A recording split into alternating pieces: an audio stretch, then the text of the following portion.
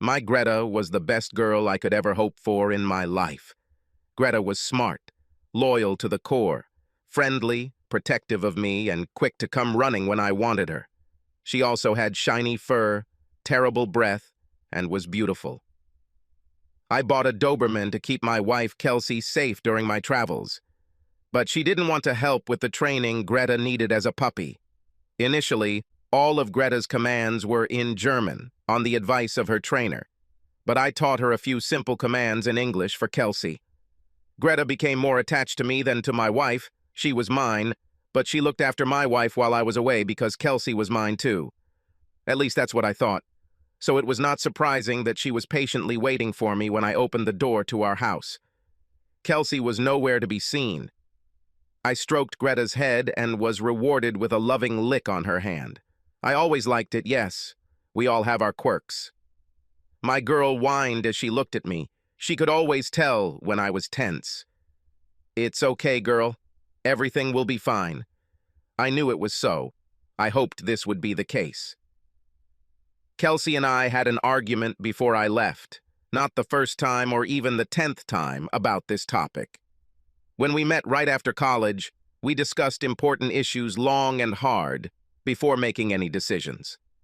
During her sophomore year, she had a bad breakup that destroyed her trust in men and their promises.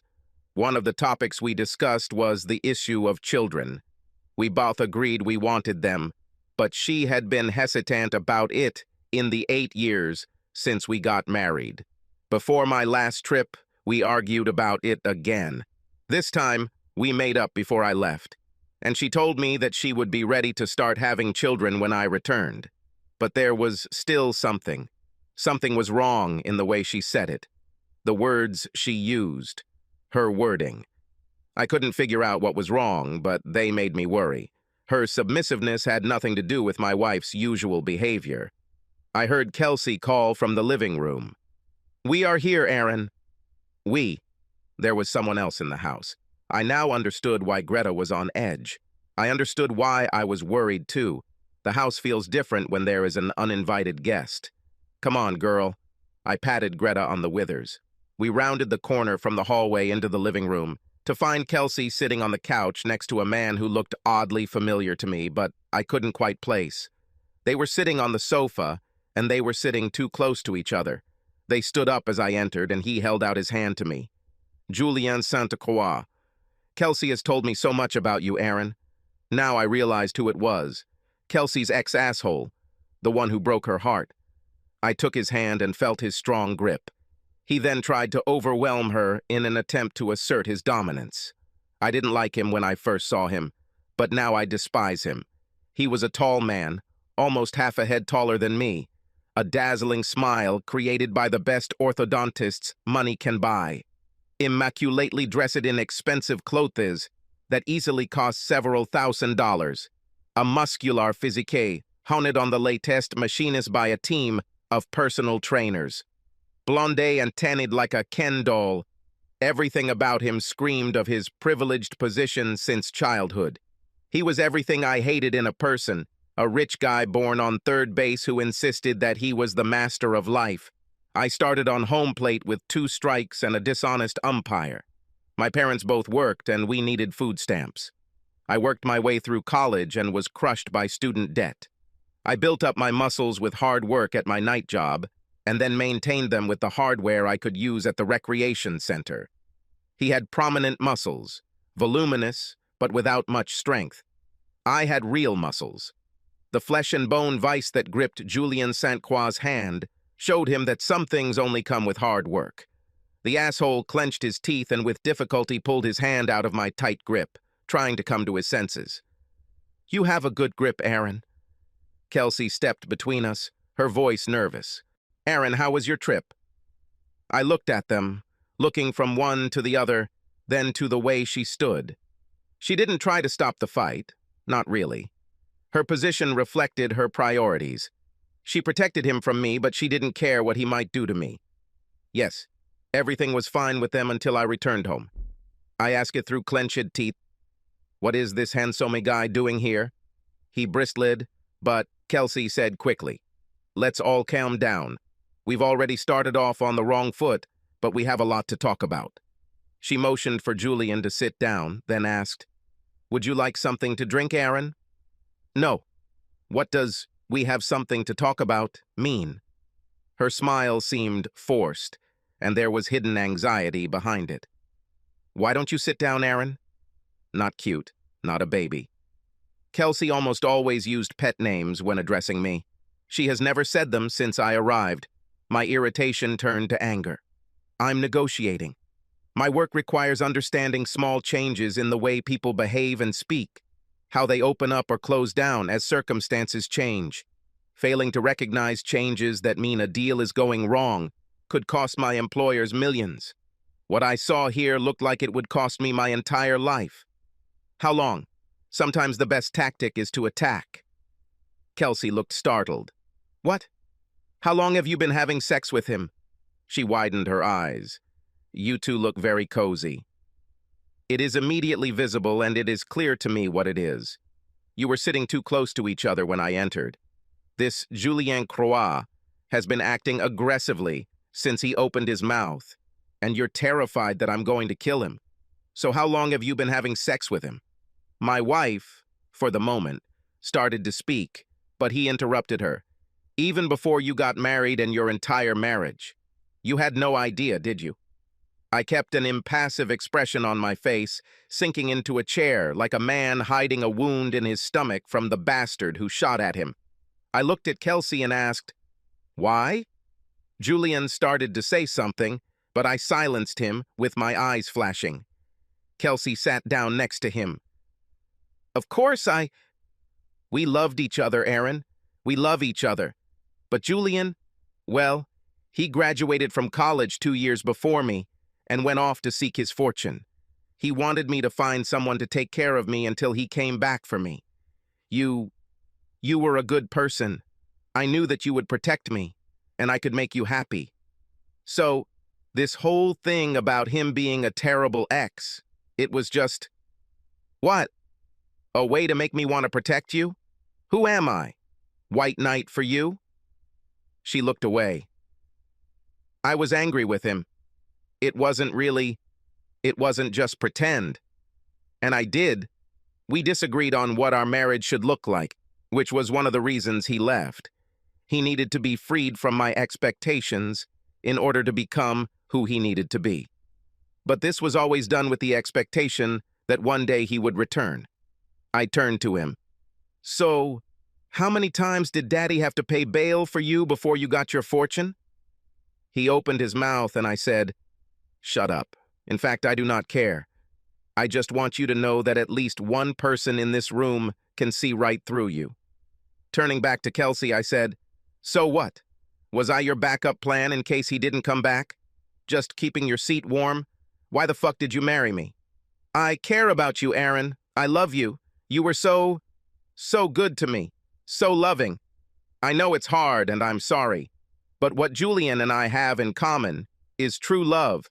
The kind of love that only happens once in a lifetime. And he needed to make sure I was safe and..." I laughed. "But not enough to actually take care of you yourself." "How do you think it should have gone, Kel? Did you really think I was just going to say, 'Oh, go be with your lover and everything will be fine'?" Kelsey looked down at her hands, clasped in her lap. "I know it's unfair to you, and I'm sorry about it. I was really hoping that you might wish us well. I'm not going to stay with you. There is nothing you can do to make this happen. So could you please let me go without a fight? This is already hard enough for me." My voice dripped with contempt. The mask of a professional negotiator fell away. "Fuck you, you self-centered bitch. Is it hard enough for you? You had sex with your college boyfriend the entire time we were married. It was a sham marriage the whole time. And now I have to feel guilty for being angry at the way you treated me. Hell, we were talking about having kids before I left and..." I fell silent, looking from one to the other. "You bastards!" They shifted uncomfortably. "That's why this is happening now." "What's happened? You came to him and said that I insisted on children?" She nodded. When he spoke, I wanted to cut the smug expression off his face with a butcher knife. I have you to thank for that, Aaron. I might have let her slip away from me if you hadn't been so persistent. But now, he took her hand in his and theatrically kissed it. She will have a happy life with the man she has always been in love with. Your desperate need for children really opened my eyes to how unbearable the thought of you raising them is for me, he chuckled, with the cruel laugh of a rich asshole used to getting his own way and rubbing it in people's faces. Understand? I stood there with rage in my heart, ready to kill him. Greta moved from a sitting position at my feet to a standing position, her body tense like a steel trap, sympathizing with my anger. I looked at Kelsey. You didn't decide whether to have children or leave to be with him, did you? You decided who should raise his children. He jumped to his feet, ready to fight, a grin on his face. Yes. And I decided that I didn't want my children to be raised by some beta male. Thank you for taking care of Kelsey. No matter how meager your efforts may be, I can now take it upon myself. Roughly pulling Kelsey to her feet, the idiot muttered, "We're going to leave right now. You can save—" He waved his hand sarcastically towards our house, the one I saved and saved for. The one I bought so we could raise our children in it. All of it. She doesn't want any of this or any of your other possessions. This is our gift to you. You can keep everything except her. The documents will be handed to you on Monday at work. I wanted to kill him. I wanted to kill her. But I knew. I knew that I didn't have the slightest chance of winning. Of course, I could beat him to death. Easily. He was a paper tiger and I wanted to watch him burn. But I knew I'd go to jail for this and Kelsey wouldn't stay with me anyway. She would never stay. I didn't want her to stay, knowing what I knew now. Get out! Even to myself, my voice sounded broken. She looked up at her alpha male. He won. He was her Prince Charming. I was just a jerk who took care of her for 10 years, and then I saw it. Saw in her gaze something that I simply could not leave unanswered and live with it. She adored him. My wife has never, not even once, even at our wedding, looked at me with such adoration. She may have loved me, but only as a devoted pet. Kelsey looked at me the same way she looked at Greta. She looked at Julian as if he were a god. They headed towards the exit. She looked at him enthusiastically, and he looked at me mockingly. I let them go just for a moment, then patted my thigh twice for Greta, who followed close behind me. They were almost at the door when I said, "Wait, I want to exchange a few more words with you." He turned to me, rolling his eyes. "What?" "God, you lose. The one who was better won. What can you possibly say that I wouldn't care about?" Greta, my only true companion, perked up her ears. I pointed at the intruder and fiercely gave the command, "Fas." Everything happened instantly. My sweet girl had become a 100-pound killing machine, a homing missile made of muscle, sinew, claws, and teeth. She was halfway to Julian before he began to react, panic crossing his face as he threw his hands up. I rushed towards my shocked wife, a few steps behind Greta. Kelsey tried to put herself between Greta and her lover, ready to give her life for her tanned deity. Greta slammed into the idiot, knocking him to the ground. Kelsey was screaming at Greta to stop. She was struggling to hit my dog when I grabbed her, throwing her to the ground.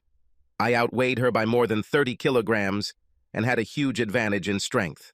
We struggled for a moment, but she might as well have been a rag doll. After a few seconds, I brought her to her knees, holding her with an iron grip. It's time for Kelsey to watch her idol fall. I made her look at it. This asshole didn't know how to defend himself at all. He had never had to contend with anything more dangerous than a spoiled canapé. Greta grabbed him by the throat with an iron grip. Julian screamed. Kelsey screamed. I laughed like crazy. Julian reached out to Kelsey and me with fear in his eyes, silently pleading with lips that could no longer make sounds. There was nothing she could do to help him. Somebody. I definitely didn't intend to do this. I growled. "Greta." She tilted her head questioningly. "To me." Blood dripped from her muzzle as she ran the short distance to me and a struggling Kelsey. "Please, God, please, no. It's not my fault. It's not our fault. I love you. Please don't do this. Don't, Aaron. Sorry. Sorry. I'm really sorry."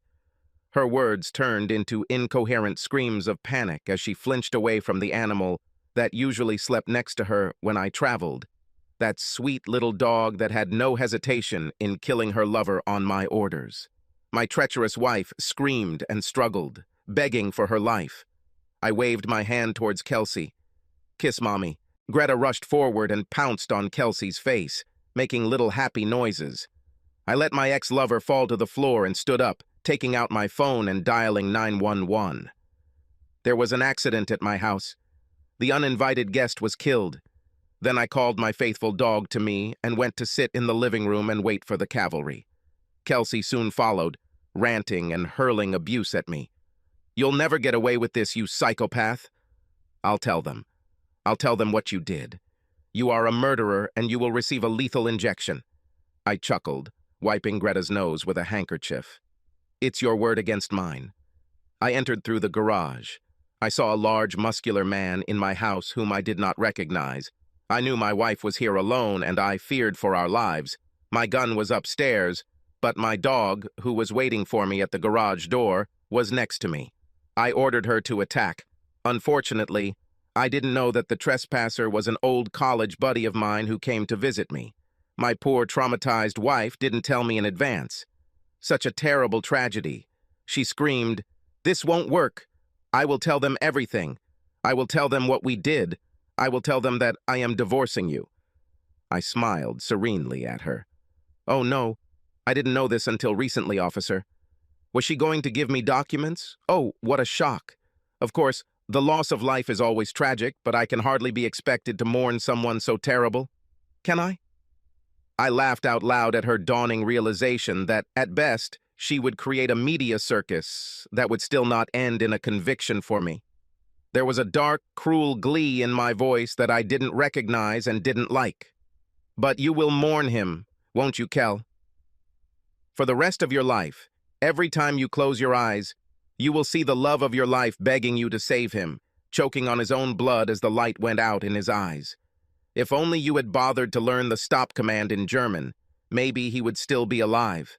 If only you and he hadn't decided to treat the other person like a pet, like a resource to be used, you might still have him," she sobbed. "You are a monster. Oh, Kelsey, I am what you made me, both you and him, both of you. If I'm a monster, then what does that make you?" I stood up and patted Greta on the head. "Come on, honey. Who wants a treat?" The best girl in the world trotted happily behind me as my soon-to-be ex-wife fell to her knees, wailing, struggling with the knowledge that she would never hear the voice of her beloved master again. Please like and subscribe to the channel and you will never be cheated on.